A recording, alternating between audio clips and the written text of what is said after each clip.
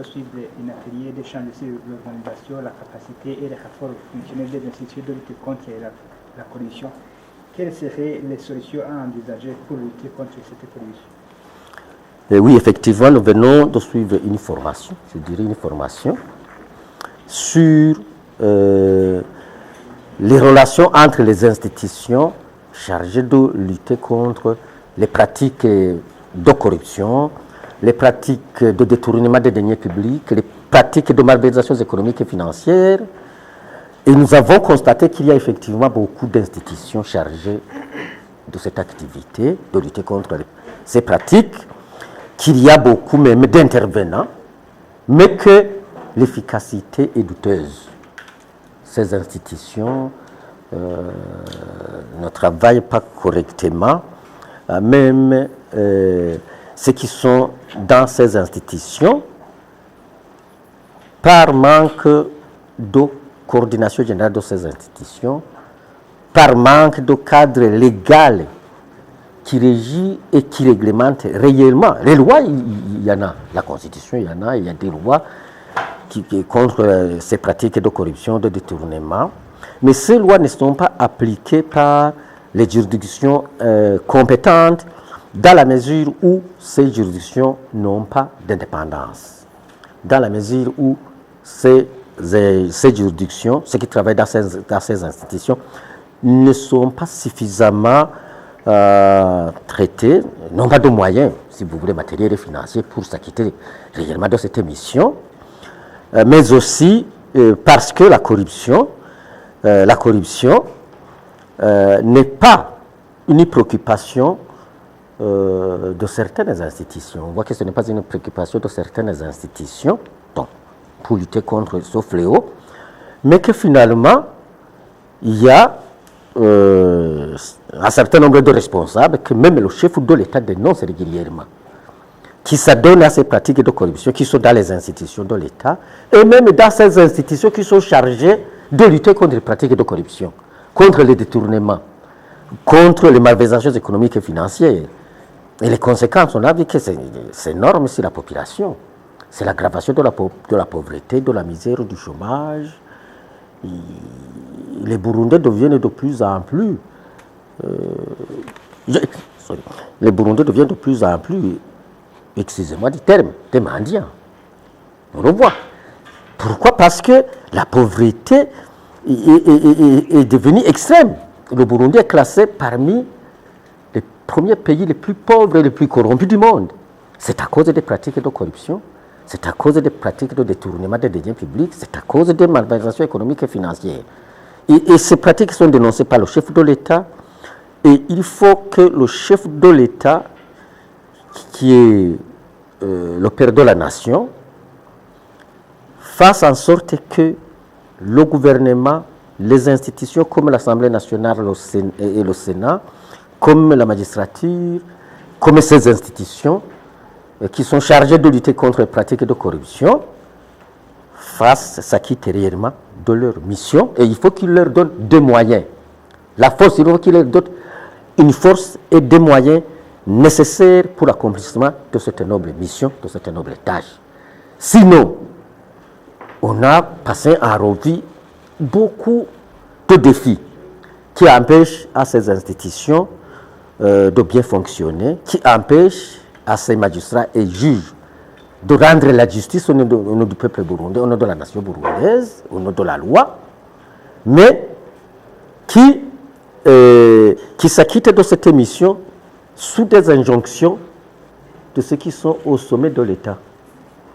Au sommet de l'État, il y a beaucoup de monde. Et nous avons reçu des témoignages de ceux qui ont été dans ces structures, qui nous ont dit les problèmes qu'ils ont rencontrés, qu'ils rencontrent dans la lutte contre ces pratiques. Alors le chef de l'État, qui est réellement suffisamment informé par le service national de renseignement, on l'a vu, ça devrait être sa mission au lieu de courir derrière des individus pour dire, bon, ils ont dit ceci, ils ont calmonié ceci ou cela, de s'occuper effectivement de la collecte des informations en rapport avec l'utilisation de ce budget dans ce domaine-là, pour réellement informer le chef de l'État pour prendre des décisions utile et capable de lutter effectivement contre ces pratiques de corruption, de détournement, de malversation. Honorable Léonce, dans cette réunion, on a évoqué aussi, on a réagi sur la mesure du ministre des Finances. Quel est votre commentaire? Y aurait-il une plus-value par rapport au développement du pays? Quel est votre appel à l'endroit de celui qui a pris cette décision? Bon, la mesure, certainement qu'il s'est concerté avec le gouvernement. Sinon, s'il a pris cette décision d'initiative, il est contre la procédure de vote du budget et d'utilisation du budget. Parce que le budget, ce sont des programmes à chiffrer. Ce ne sont pas des chiffres. Lui, il a parlé de chiffres. Mais est-ce qu'il a pensé au programme à qui on a affecté ces chiffres? Je ne crois pas. Parce que ce n'est pas de sa compétence. Ça, c'est de la compétence du Premier ministre qui a en charge le suivi de l'exécution de l'action gouvernementale. Quand le chef de l'État a donné des orientations générales sur la politique générale du gouvernement, aujourd'hui pendant 7 ans, alors le gouvernement s'attelle à élaborer un programme chaque année qui met en application cette politique générale. Et ce programme est exécuté sous forme de politique sectorielle des ministères. C'est l'ensemble du gouvernement, tous les ministères, qui mettent en place ces programmes, ces politiques sectorielles. Comment est-ce qu'un seul ministre peut prendre la responsabilité de dire j'arrête tous ces programmes? C'est du désordre. Ça dénoterait du désordre. Ça, c'est de la responsabilité du Premier ministre, là aussi, après évaluation auprès du Parlement, auprès de l'Assemblée nationale et du Sénat. C'est là où le gouvernement peut prendre cette mesure de suspendre certains programmes. Sinon, ce qui a été fait, ça n'a aucune valeur ajoutée. Plutôt, ça met en difficulté le gouvernement, et ça met en difficulté aussi le pays et la population.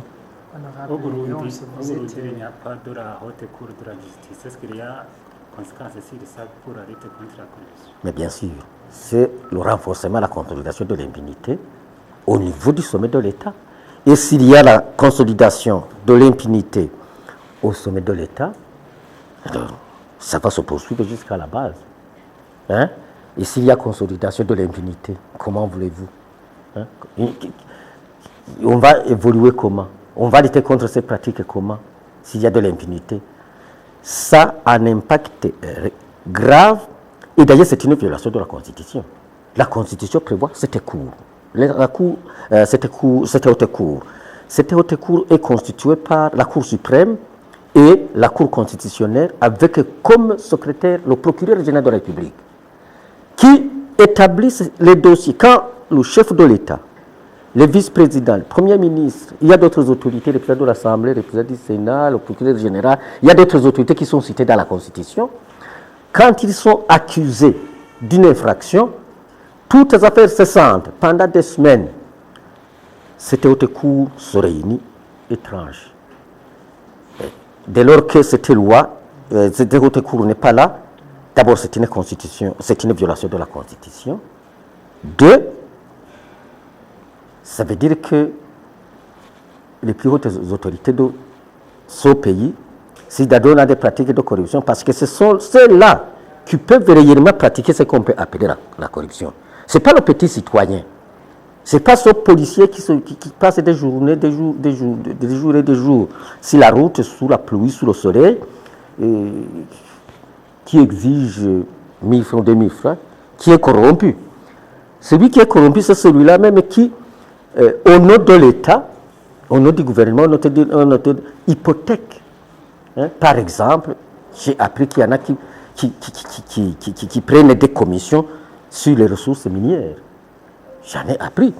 Ça veut dire que ce sont des millions de dollars, des milliards de francs qui pouvaient contribuer effectivement à l'amélioration du budget, passer du budget social au budget économique. Parce que sans passer du budget social dans lequel nous sommes depuis une trentaine d'années, sans passer du budget social au niveau économique, pour le développement, pour les investissements, on parlera de lutte contre la corruption, mais de quoi? On aura quoi? Donc, je dis, il faut que cette haute cour soit là pour servir de l'exemple.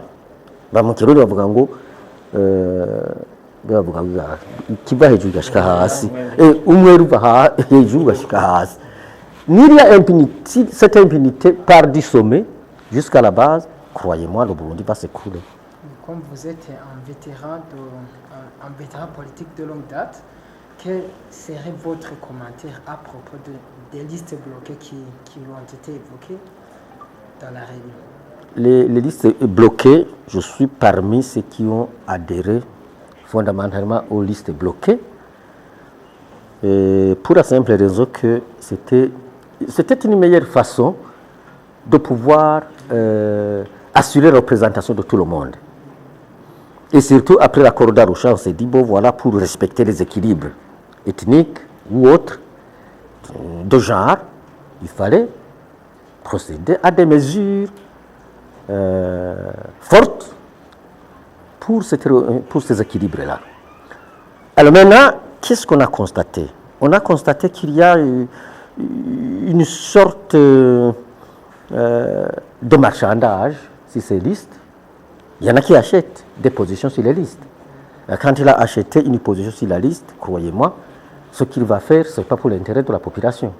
Ce n'est pas pour l'intérêt général, ce n'est pas pour l'intérêt supérieur de la nation, c'est pour son intérêt et ceux-là qui l'ont placé là-bas.